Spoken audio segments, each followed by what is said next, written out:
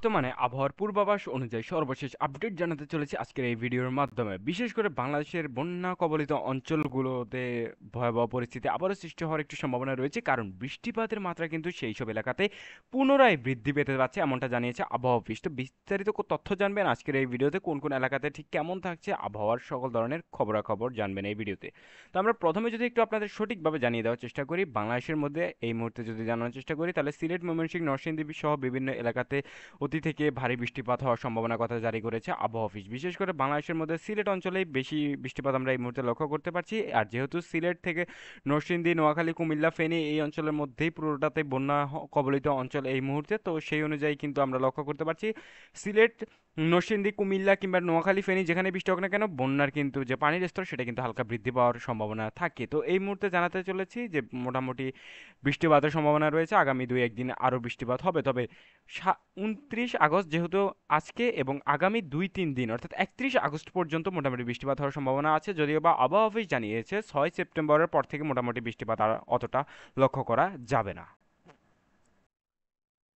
বর্তমান সময়ে কিন্তু বাংলাদেশ আবহাওয়া অধিদপ্তর থেকে সম্পূর্ণরূপে বিস্তারিত আপডেট জানিয়ে দেওয়া হয়েছে কোন কোন এলাকাতে কি পরিমাণ বৃষ্টিপাত হতে পারে। তো আমরা যদি একটি সাধারণ গ্রাফ চিত্রের মাধ্যমে পুরো বাংলাদেশের আবহাওয়াটা জাস্ট একটু দেখার চেষ্টা করি, তাহলে দেখতে পাচ্ছেন সর্বোচ্চ তাপমাত্রা থাকছে 34.5 ডিগ্রি সেলসিয়াস আগামীকালকে, এবং সর্বনিম্ন থাকছে 26.1 ডিগ্রি সেলসিয়াস। একই সাথে আপনারা লক্ষ্য করতে পারবেন ভারী বর্ষণ হওয়ার সম্ভাবনার কথা জারি করা হয়েছে। বাংলাদেশের প্রায় প্রত্যেকটি এলাকাতেই মোটামুটি ভালো পরিমাণে বৃষ্টিপাত হওয়ার একটা অগ্রিম সম্ভাবনার কথা জানিয়েছে আবহাওয়া অফিস।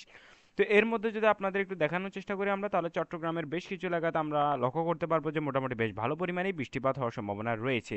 বিশেষ করে বাংলাদেশের মধ্যে নোয়াখালী রয়েছে, তার মধ্যে চট্টগ্রামের মধ্যে বিশেষ করে নোয়াখালী রয়েছে, তারপরে এখানে রয়েছে আরও বেশ কিছু এলাকা, যেমন কি চট্টগ্রাম বিভাগের মধ্যে নোয়াখালী, কুমিল্লা, এছাড়াও কিন্তু কক্সবাজার রয়েছে, বান্দরবান রয়েছে, একই সাথে কিন্তু কিছু এলাকা রয়েছে খাগড়াছড়ির হালকা কিছু এলাকা রয়েছে, সেখানে বৃষ্টিপাত হওয়ার সম্ভাবনার কথা জারি করেছে। একই সাথে কিন্তু চান্দারপুর, কুমিল্লা, একই সাথে এখানে রয়েছে নোয়াখালীর মাইজদির উপরে বেশ ভালো পরিমাণে বৃষ্টিপাত হওয়ার সম্ভাবনার কথা জারি করেছে আবহাওয়া অফিস।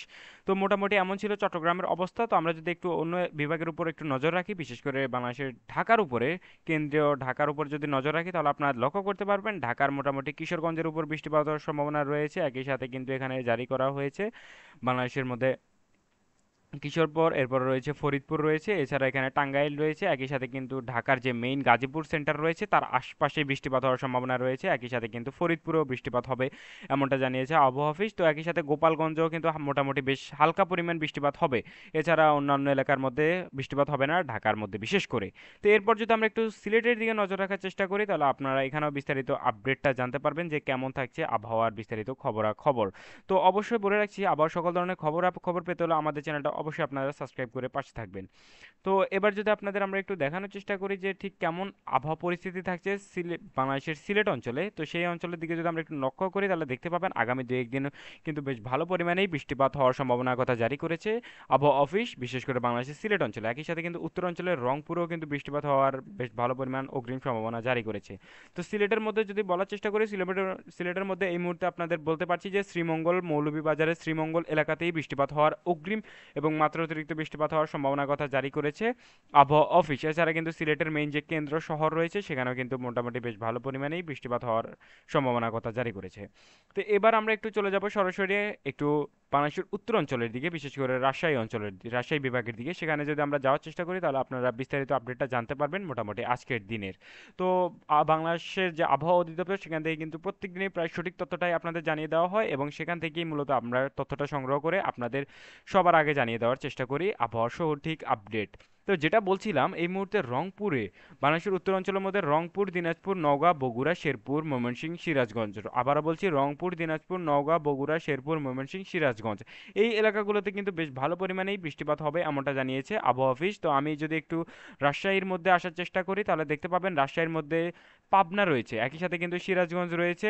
সিরাজগঞ্জে তারাস যে শহর এলাকা রয়েছে সেখানে বৃষ্টিপাত হওয়ার সম্ভাবনা রয়েছে। একই সাথে কিন্তু বগুড়ার যে মেইন কেন্দ্র অর্থাৎ বগুড়া শহরে কিন্তু বৃষ্টিপাত হওয়ার সম্ভাবনা রয়েছে। একই সাথে কিন্তু বাদালগান, সরি এখানে একটু নামটা আমাদের একটু ভুল হচ্ছে, এখানে হচ্ছে নওগাঁর মধ্যে রয়েছে বদলগাছি, এই এলাকাতে বৃষ্টিপাত হওয়ার সম্ভাবনা রয়েছে। একই সাথে কিন্তু নওয়াবগঞ্জের, বাংলাদেশের রাজশাহী বিভাগের নওয়াবগঞ্জের রাজশাহীর যে একদম মেইন সেন্টার অর্থাৎ যেখানে শহর বলা হয় সেই এলাকাতেই বৃষ্টিপাত হওয়ার সম্ভাবনা রয়েছে। তো আমি যদি এক কথায় বলি তাহলে দেখতে পাবেন নবাবগঞ্জ, তারপর নওগাঁ, বগুড়া, সিরাজগঞ্জ, একই সাথে পাবনা, এই এলাকাগুলোতেই রাজশাহীর মধ্যে বৃষ্টিপাত হওয়ার সম্ভাবনা সর্বাধিক, এমনটা জানিয়েছে আবহাওয়া অফিস। তো রংপুরের মধ্যে আমি অলরেডি আপনাদের বলেছি যে রংপুরের বেশ কিছু এলাকাতেই বৃষ্টিপাত হবে, মোটামুটি রংপুর, দিনাজপুর এই এলাকাগুলোতেই বৃষ্টিপাত হবে। তো এই ছিল মোটামুটি আমার কাছে আবহাওয়ার সর্বশেষ আপডেট। সবাই ভালো থাকবেন। এবং নতুন করে কিন্তু একটি ঘূর্ণিঝড় অর্থাৎ বঙ্গোপসাগরে কিন্তু একটি সাইক্লোনের আনাগোনা লক্ষ্য করা যাচ্ছে, সেটা আপনারা এই মুহূর্তে স্পষ্ট দেখতে পাচ্ছেন যে প্রবাহ চিত্রের মাধ্যমে। তো এখান থেকে মূলত আপনাদের বিস্তারিত আপডেট জানাবো এই বিষয়ে। সবাই ভালো থাকবেন। আসসালামু আলাইকুম।